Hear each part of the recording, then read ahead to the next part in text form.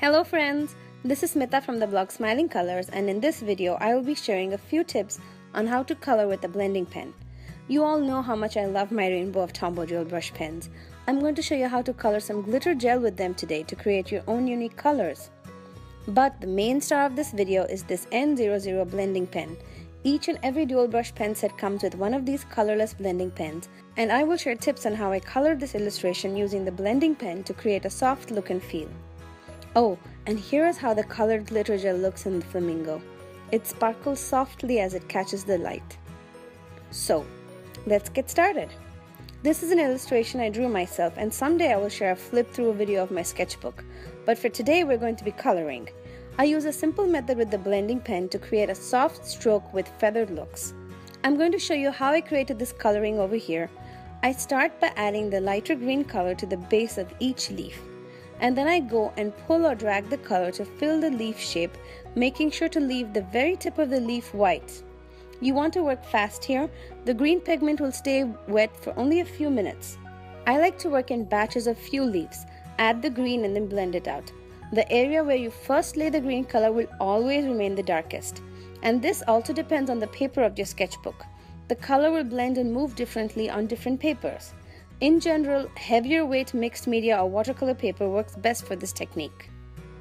Next, I add a tiny dot of the darker green to the base of each leaf and then spread that color. I leave the strokes visible and I don't try to blend it in completely. This just adds a nice depth of color to this leaf.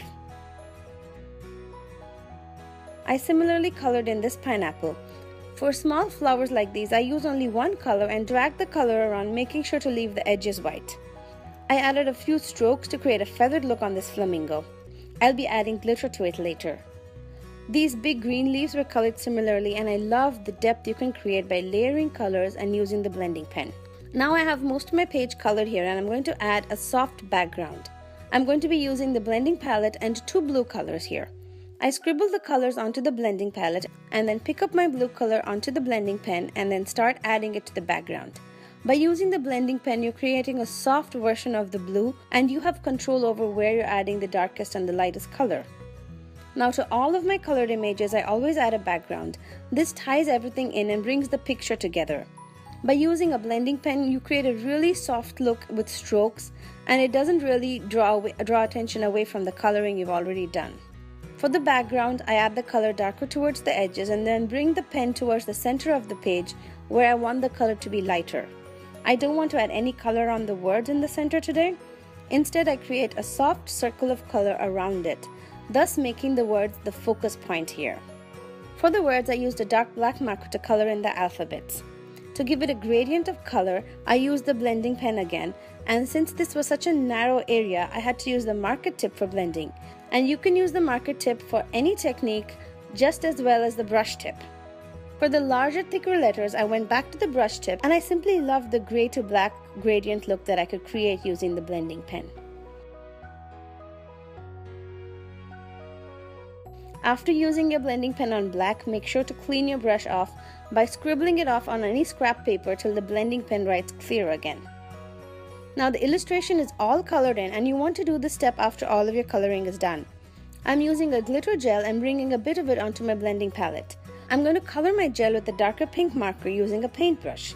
This is such a fun way to create your own color of glitter. I'm painting this onto my flamingo now, and you can see that the Tombow color that we've applied to the flamingo will react to this. So I'm working quickly, trying to go over each area just once or twice only. For the center wing area, I darken the glitter gel a little more, and you will see that this dries very quickly, in like 2 to 3 minutes actually. Here you can see the glitter goes shiny when I tilt the book and it catches the light. So pretty. And those are my tips for today. I hope you try this technique yourself, and if you do, leave me a comment below or share it with me on social media. You can find links to my Instagram, Twitter, and blog down below in the YouTube description box. I will also leave information about all the art supplies I use there. Don't forget to subscribe to my channel, and I will see you again with another video soon. Till then, happy coloring! Find more tutorials of mine on my website www.smilingcolors.com.